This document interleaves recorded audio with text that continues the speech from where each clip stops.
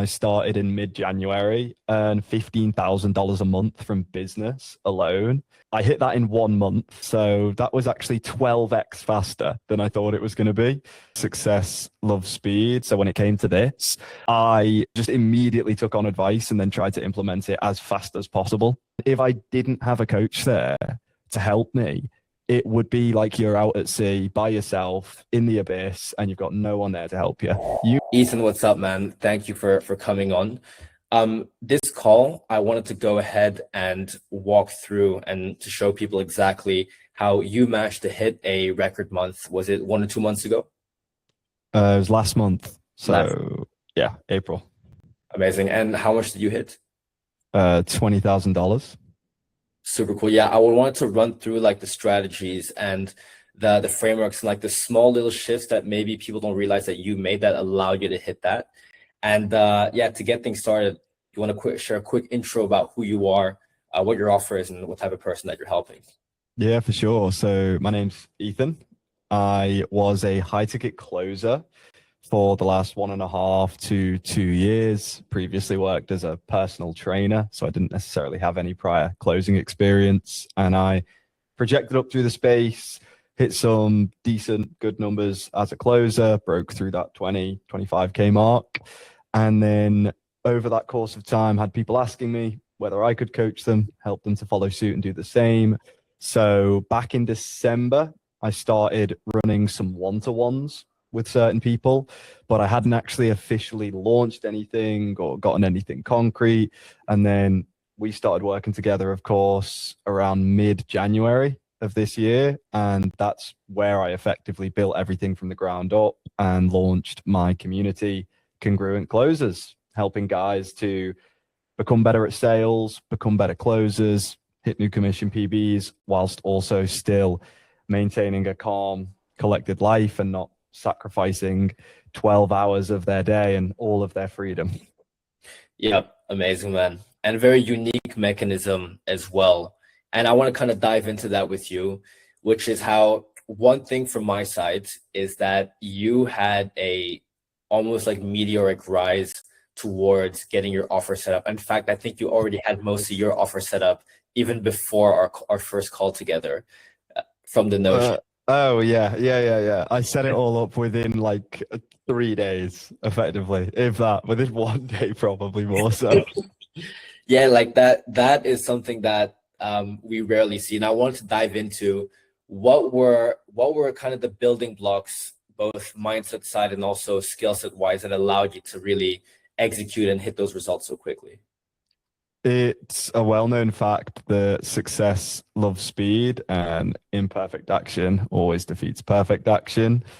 I have been known to be a perfectionist at times and be super OCD with certain things, but I acknowledge that that's a character flaw that needs to be addressed. So when it came to this, I just immediately took on advice and then tried to implement it as fast as possible, effectively, because it's better off that I try and get stuff sorted quicker, because then if it needs correcting, you can discover that faster and then correct your mistakes, rather than waiting ages to actually produce anything and then it's wrong anyway. There's the difference. Yeah, 100%. Like you basically gather more data and feedback from speed of action, right? And putting imperfect inputs out there and seeing 100%. what doesn't. Yeah, I love that, man. I think that's actually the main thing in the 0 to 1 stages that people forget, because they're always so caught up with making something good when they should just make it exist and then get the feedback from making it exist. Same with content. Like that's the biggest thing that stops anyone from even making content, because they're like, why would somebody watch this? What if it's not amazing? What if it's not great? Well, then you're never going to get anywhere. Yeah, exactly. I think this is like the key thing as well, which is, it's so obvious, but people don't actually realize. And I wanted to double tap on that and ask you, like, what were the mini unlocks, both on like a tactical side, but also on a mindset side, that you made throughout these past few months that you feel really helped you throughout the process? Mini unlocks, by that do you mean internal shifts that I've had? Internal shifts, but also like tactically, like okay, this is interesting. So probably one of the biggest is a bit of both. It's internal and it's also external. It's understanding the value of my own time and ensuring that I prioritize that over anything else. But that's coming from a place of selflessness rather than selfishness. Because if I'm particularly selfish about where my time is spent, then it can be better spent to help others. So I quickly realized that I was dedicating a lot of my time to lower leverage tasks. And I was postponing investment. I was postponing outsourcing. I was trying to keep full control over everything.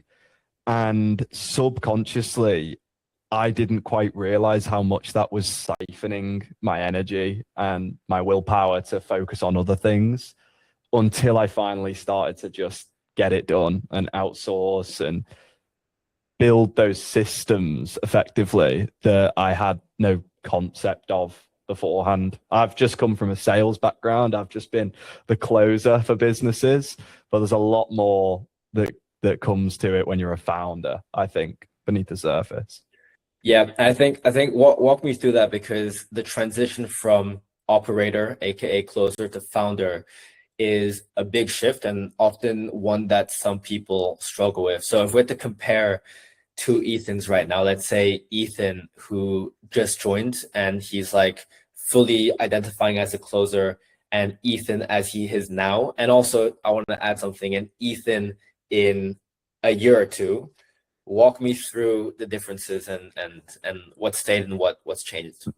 I think one caveat I will give is that being a closer has been fundamental to my success by far. And I think it's given me much more conviction when it comes to growing this business and moving the needle forward, as well as the capability to deal with the fact that it's not going to be consistent. Like any business, that is entrepreneurship. The skill of entrepreneurship is being able to keep steady on the boat no matter how rocky the water gets. And people who can't do that and have to go back to the shore, they're never going to be able to make it in the space. And closing teaches you that, because it's commission only. Everything's paid on performance. You either succeed or you fail. There isn't a middle ground or in between. And I feel as though that definitely tied into business. The internal shifts, though, and the big difference is a heightened level of responsibility. That's for sure, because now I'm responsible for a number of different tasks. And then I'm also responsible for where do I put my energy? Where's my focus best served?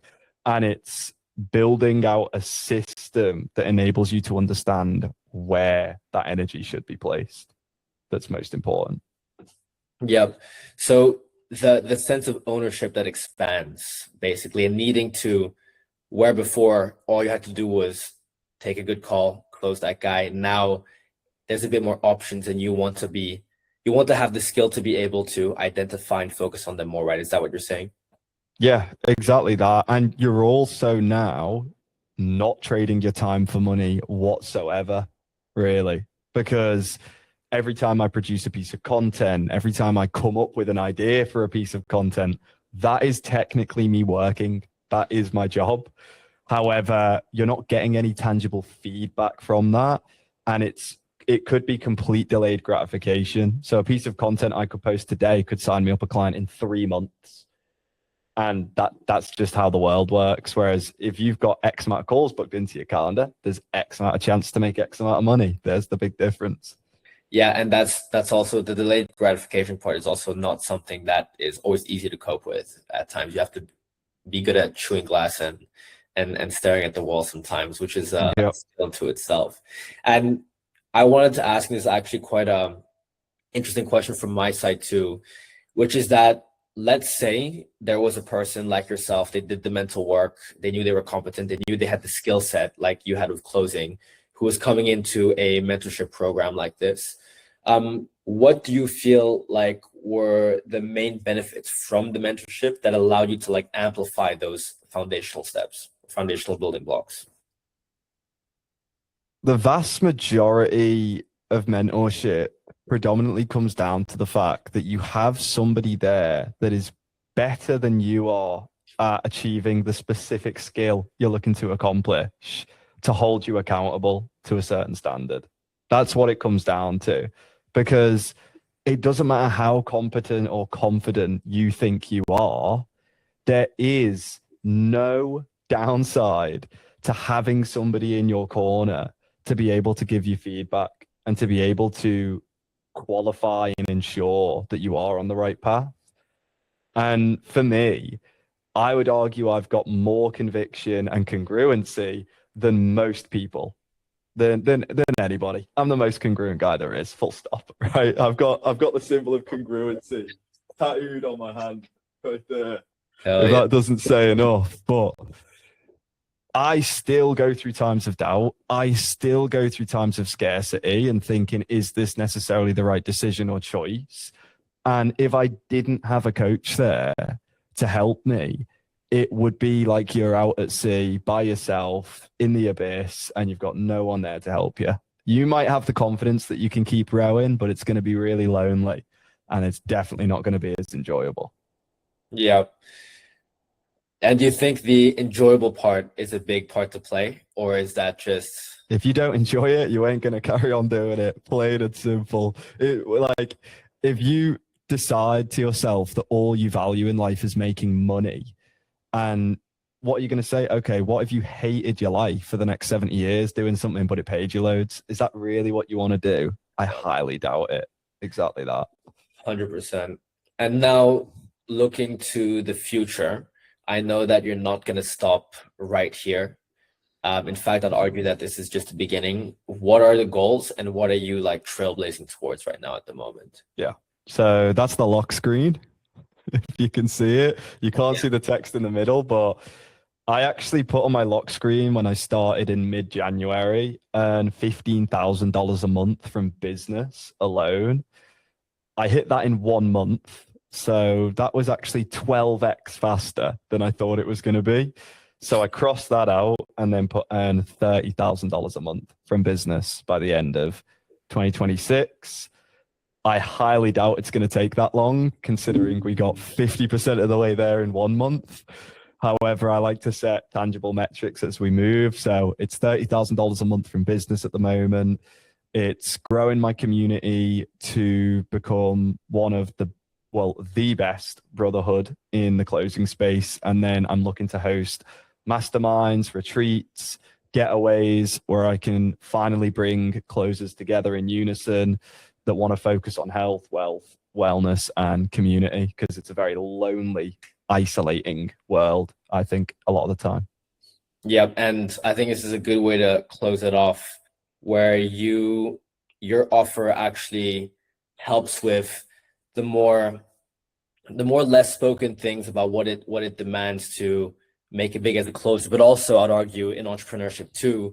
So walk us through a bit of like that core principle and or the principles that you're working behind, and we can end it that way, because I think that's also quite a beautiful thing to talk about. Awesome. So it's in the name, congruent closers. Congruency at the end of the day just means your thoughts, words, and actions all align. So you actually live up to who you want to live up as. You live up to who you say you're going to live up as. That's all it comes down to necessarily. But one of the key factors people are missing in the closing space is the fact that lots of guys get into this for freedom. They want to make good money, but they also want to be able to travel and spend the time in their life how they please. And they quickly become shackled to their office, working 10, 12 hours a day, sacrificing their health, sacrificing their social circle and things they used to hold dear. And the concept of my community is that you do not have to do that. Once you've built your sales skills up to a really high elite level, you can work less hours, make the same amount of money, and still live an uplifting life where you value everything else that matters just as much, if not more, than financial gain. And you bring all of those variables up simultaneously. Congruency, baby. Thank you, Ethan. That's the message.